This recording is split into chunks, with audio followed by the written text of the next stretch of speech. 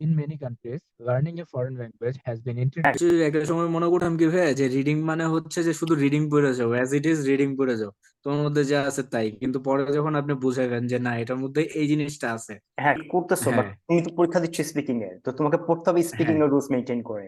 Rules but maintain হ্যাঁ, করতে read হয়। অ্যালাউডটা আসলে প্রোনাউন্সিয়েশন এবং ফ্লুয়েন্সি হচ্ছে অনেক কিছুর কম্বিনেশন, যেটা স্টুডেন্টরা বুঝতে পারে না।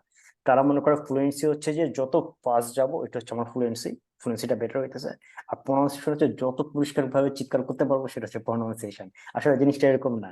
এই দুইটা আসলে জিনিসটা অনেক এরকম। কিছু এর মধ্যে, এটার মধ্যে অনেক কিছু ইনভলভ। 69 আসছে তোমার, সো অবভিয়াসলি স্পিকিং পার্ট ভালো হয়েছে বলে 69 আসছে। সো এখন তুমি আমাকে বলো যে কিভাবে রিড মানে স্পিকিং পার্টে 69 পাওয়া যায়।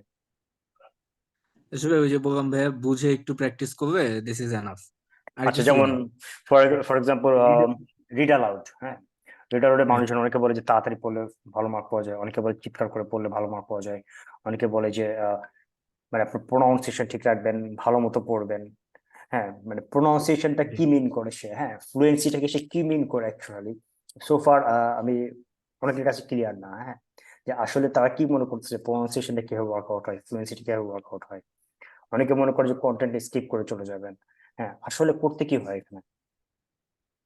এখানে ভাইয়া আমি যেটা করছি সেটা হচ্ছে, আপনার আমি আগে প্রিপারেশন টাইমটাতে ওইটা রিডিংটা একবার পড়ছি, পড়ার পরে যখন দেখছি যে যদি সেন্টেন্সটা বড় হয় ওইটাকে আমি দুইটা ভাগে ভাগ করে নিছি, যে আমি এখানে একটা চাঙ্ক নিব, আচ্ছা দেন আমি ওইভাবে করছি আচ্ছা, অ্যাজ লাইক তুমি একটা। জানো, তুমি জানো চাঙ্ক কি জি ভাইয়া, জিনিস, তাই চাঙ্ক নিছো, রাইট?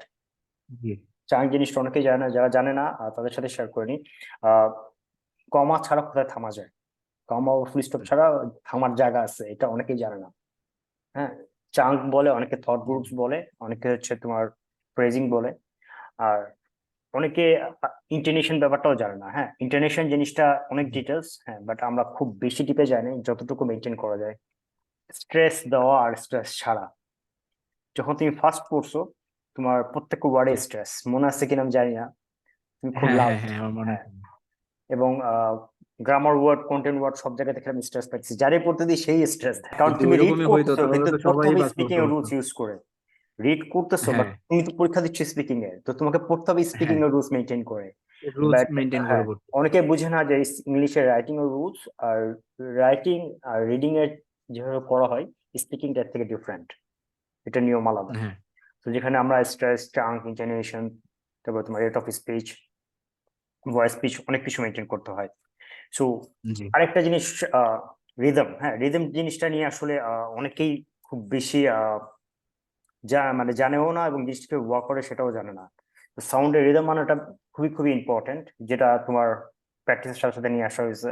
তো অনেকে দেখতে প্রথম প্রথম যখন ফার্স্ট চেক করছি তখন দেখা যাচ্ছে গ্রামার ওয়ার্ড চলে আসতেছে গ্রামার ওয়ার্ডে, তারপরে তোমার কন্টেন্ট ওয়ার্ডও স্ট্রেস আসতেছে, সব জায়গাতে স্ট্রেস আসলে জিনিসটা আসলে তুমি রিদমটা পাবা না। রিদমটা জি, আসলে একটা ব্যালেন্স থাকা লাগবে। আর পিয়ারসন আসলে প্রোনাউন্স মানে এইটা না যে পিয়ারসন তোমার কাছে এভরি সিঙ্গেল ওয়ার্ড খুব পরিষ্কার ভাবে শুনতে চাচ্ছে। জি, পিয়ারসন পিয়ারসন তোমাকে চাচ্ছে হচ্ছে যে কন্টেন্ট ওয়ার্ডটা পরিষ্কার রাখতে, আর গ্রামার ওয়ার্ডটা তুমি হার্ডলি শুনতে পাইতেছো। তুমি যদি তোমার রেকর্ডিং চেক করো ভয়েসে, তুমি কন্টেন্ট ওয়ার্ড আর গ্রামার ওয়ার্ডের মধ্যে পার্থক্যটা বুঝতে পারছো পরে। তো পিয়ারসন চাইতেছে জি। যে একটা রিদম থাকবে সাউন্ডের মধ্যে, এমন না যে রোবোটিক, বোরিং, আর তুমি মানে স্লো পেসে যাচ্ছ, বা এক জায়গায় স্লো এক জায়গায় ফাস্ট, এরকম কিছু চাচ্ছে না। সে একটা কনসিস্টেন্সি চাচ্ছে। আর ওইটাই আমরা ফলো করছি তোমার ক্ষেত্রে, যে পিচটাকে যতটুকু লো করা যায়। পিচ তোমার এক্সট্রিমলি হাই ছিল, ইউজুয়ালি ছেলেদের পিচ হ্যাঁ, হাই থাকে না। তারপর হ্যাঁ। অন্য স্টুডেন্টরা হাই ছিল, সবারটাই লো করা হয়েছে। হ্যাঁ, না, পিচ হাই ছিল বলতে কি, আমার একটা জিনিস হয়তো কি, আমি হেডফোন লাগালে তো বাইরের আওয়াজটা শুনতেছি না। তা হুম। আমি যতটুকু শুনতে পাইতাম আমি ভাবতাম যে না, সাউন্ডটা এতটুকুই হচ্ছে।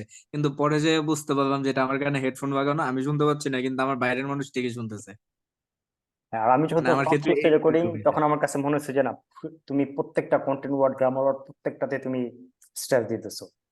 সো রিড জি, অ্যালাউডটা আসলে প্রোনাউন্সিয়েশন এবং ফ্লুয়েন্সি হচ্ছে অনেক কিছুর কম্বিনেশন, যেটা স্টুডেন্টরা বুঝতে পারে না।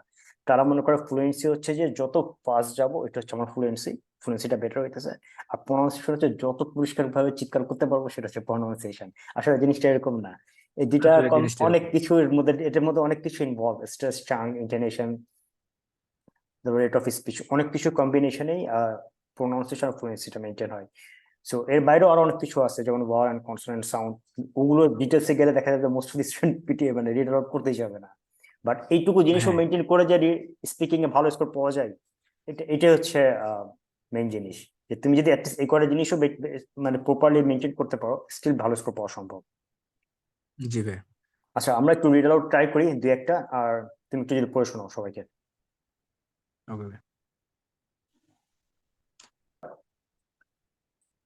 In many countries, learning a foreign language has been introduced as a part of primary school education.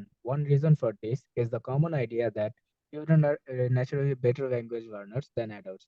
Another is that nowadays it's important to make children interested in other cultures. Students write faster by hand today than they used to in the past. Many universities allow the use of laptops instead of pen and paper in lectures. However, it seems using them does not always help to the learning process. Some research shows that most students remember information better when they write notes by hand. Okay, so তুমি এখানে chunk maintain করছো, সাউন্ডের rhythm ছিল, অনেক student বুঝতে পারে না যে কোথায় থামতে হবে, কমা বা ফুল স্টপের বাইরে। সো এই জিনিসগুলো জি স্টুডেন্ট ভাই, আসলে ফোকাস করে না, তারপরে তারা মনে করে যে যত লাউড বা যত তাড়াতাড়ি পড়তে স্কোরটা বেটার পাবো। আসলে জিনিসটা এরকম না। এখানে রিদমটা তৈরি হয় তখনই যখন রাইট ওয়ার্ডে স্ট্রেস হয় আর রাইট ওয়ার্ডে স্ট্রেস ছাড়া হয়।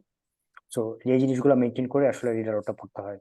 আর স্পিকিং এ ভালো স্কোর করতে গেলে রিডার ওটা ভালো করতেই হবে, রিপিট সেন্টেন্সের সাথে right. আর কি।